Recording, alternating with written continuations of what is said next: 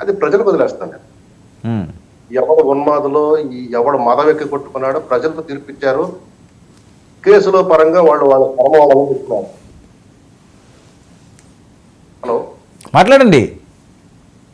ఇకపోతే ఒక మంచి మాట మాట్లాడాడు లక్ష్మణరావు ఇవాళ, దాన్ని నేను అప్రిషియేట్ చేయాలి. మా ప్రభుత్వంలో ఉన్న దాని గురించి, అవినీతి అప్పుల గురించి మీరు లెక్క తెల్చాలంటే 5 సంవత్సరాలు టైం చాలన్నాడు. ఇప్పుడు అదేగా మా జరుగుతున్నది, అందుకనే లేట్ అవుతుంది. వాస్తవం చెప్పాను సోదరు, నేను అప్రిషియేట్ చేయాలా. అధికార ప్రతినిధిగా పంపించినందుకు జగన్ రెడ్డి నేను నిజంగా అప్రిషియేట్ చేయాలి. ఇకపోతే మిగతా అంశాల్లోకి వెళ్తాం. వీళ్ళు ఎంతసేపు ఈ మధ్య ఈ ఈవీఎం ట్యాంపరింగ్ అనే దాని మీదనో, ఇన్ని లక్షల ఓట్లు దాని మీద మాట్లాడుతున్నారు. నేను మీకు ఛాలెంజ్ విసురుతున్నాను. మీకు 2 సార్లు ముట్టుకెళ్ళబడి, ఒకటి బాలినేని శ్రీనివాసరావు వెళ్ళిన దాని మీద కొట్టివేయడం జరిగింది ఆ రాష్ట్ర హైకోర్టులో. రెండోది మీ తరపున ప్రాక్సీగా వెళ్ళిన కేఏ పాల్. అసలు అక్కడైతే సుప్రీంకోర్టు న్యాయమూర్తులు చాలా తీవ్రమైన వ్యాఖ్యలు చేశారు. మీరు అధికారంలోకి వస్తేనేమో ఈవీఎంలు పర్ఫెక్ట్గా ఉంటాయి, మీ అధికారం పోగానే ఈవీఎంలు ట్యాంపరింగ్ అవుతాయని గతంలో చంద్రబాబు నాయుడు గారు అన్నారు, ఈరోజు జగన్మోహన్ రెడ్డి గారు అంటారని చెప్పి పేర్లతో సహా ఎత్తి మరీ సుప్రీంకోర్టు జడ్జీలు చెప్పడం జరిగింది. దాన్ని బట్టి అర్థం కావట్లా మీ వాదనలో. నిజంగా మీరు చెప్పినట్టుగా అన్ని లక్షల సంఖ్యలో ఓట్లు గల్లంతైతే అసలు మీరు ఎందుకు దాని మీద స్పందించట్లేదు? మీ వైసీపీ, మీ న్యాయవాద బృందాలు ఏం చేస్తున్నాయి? మీ జగన్ రెడ్డి గారు ఏం చేస్తున్నాడు? ఆయా నియోజకవర్గాల్లో ఉన్న ఆ డిప్యూటెడ్ క్యాండిడేట్లు ఉన్న వాళ్ళు ఎక్కడ వేశారు కేసులు? తీయండి, లెక్కలు తీయండి. ఎందుకు బెదబస? మీరు ఎందుకు ఓడిపోయారో మీకు చెప్పడానికి సిగ్గుచేటైతే అంతవరకు మీరు ఉండండి, కానీ దానికి వెధవ సాకులు ఎతకబాకండి, దానికి గోబెల్స్ ప్రచారాలు చేయబాకండి. ఈ ఈవీఎంల వల్ల మరి అది వాస్తవం అయితే మరి గతంలో మీరు గెలిచింది కూడా ఈవీఎంల పుణ్యానే, అది ఒప్పుకొని చావండి ఫస్ట్. అక్కడేమో వేరే వాదన, ఇప్పుడేమో వేరే వాదన. సుప్రీంకోర్టు అంత మాట అన్న తర్వాత కూడా తీవ్రమైన వ్యాఖ్యలతో పేర్లు ఎత్తి మరి వ్యాఖ్యానం చేసిన తర్వాత కూడా ఇంకా మాట్లాడుతున్నారంటే మిమ్మల్ని ఏమనాలో, మీ మానసిక పరిస్థితిని ఏమనాలో ఇక ప్రజలు నిర్ణయించుకుంటారు. నిజంగా మీకు అంత సత్తా ఉంటే నేను ఆ రోజు గత అధికార ప్రతినిధులు కూడా ఛాలెంజ్ ఇస్తున్నాను, ఇప్పుడు కూడా మళ్ళీ ఛాలెంజ్ ఇస్తున్నాను. 11 నియోజకవర్గాల్లో రాజీనామా చేయండి, మళ్ళీ పోటీ చేయండి. 11 కడతారని చూద్దాం. ప్రజల్లో మీకు మరణ ఆదరణ ఉంది.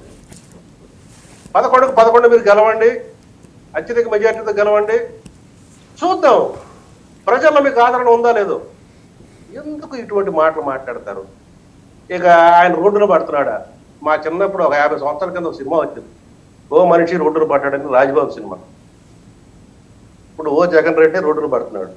ఎందుకంటే మా సోదరు ప్రసాద్ చెప్పారు, ఆయన ఫస్ట్ రోడ్డును పడుతుంది ప్రజల కోసం కాదు, కార్యకర్తల కోసం. వాస్తవేగా ఇప్పుడు జారిపోతున్నారు కదా కార్యకర్తలు, నాయకులు జారిపోతున్నారు. నాయకులు ఎవరు జారిపోతున్నారు? పదవులు రాని వాళ్ళు. పదవులు నీకు వాళ్ళని ఎంపీలుగా, ఎమ్మెల్సీలుగా చేసిన తర్వాత ఇంకా అత్యధిక కాలం వాళ్ళకి ఆ సమయం మిగిలి ఉండగానే నువ్వు వద్దురా మగడానికి దండం పెట్టి మరి ఆ పదవులు రాజీనామా చేసి వెళ్ళిపోతున్నా. నువ్వు ఏదైతే నా ఎస్సీ, నా బీసీ, నా ఎస్టీ అన్నావు, ఇక్కడ నేను ఒక మాట గుర్తు చేయాలి. ఎందుకంటే మా కేఎస్ ప్రసాద్ సోదరుడు అప్పుడు చాలా గట్టిగా బలంగా బలగుద్ది మరి మాట్లాడేవాడు. ఏది మా కృష్ణా జిల్లా చెందిన ఒక అంశంలో జయమంగళం గురించి, జగన్ రెడ్డి యొక్క స్ట్రాటజీ గురించి, వ్యూహాల గురించి, కులాల ఐక్యత గురించి. మరి ఈరోజు ఆ జయమంగళం ఎక్కడున్నాడు? ఇప్పుడు ఆ జయమంగళం? కాబట్టి ఒక వ్యక్తి ఏదో వస్తే ఏదో జరిగిపోతుంది, ఒక వ్యక్తి పోతే ఏదో జరిగిపోతుంది. మేము ఎప్పుడూ మాట్లాడం. మా యొక్క పార్టీ నిర్మాణం, ఇందాక సోదరుడు కూడా ఒక మాట అన్నాడు, జనసేన కూడా పార్టీ నిర్మాణం, మా పార్టీ నిర్మాణం నిరంతర ప్రక్రియ సాగుతూనే ఉంటుంది. ఇస్తాను లక్ష్మణ్ ఒక నిమిషం. లక్ష్మణ్కి ఇంకా తొందర ఉందా ఏంటి? అప్పుడు మాట్లాడదాను కాదు సోదరు, ఈ టైంలో మాట్లాడదు. ఉద్రువేగా ఉన్నది. అందులో 2 వైసీపీ వాళ్ళు, ఒక్కడేగా జనసేన వాడిని. మళ్ళీ ఆయన ఎందుకండి మధ్యలోని? చాలా అన్యాయం ప్రసాద్ గారు. ప్రసాద్ గారు వైఎస్ఆర్ పార్టీ కాదండి బాబు, మీరేంటిది? ప్రసాద్ గారు ఆయన వైఎస్ఆర్ పార్టీ కాదు.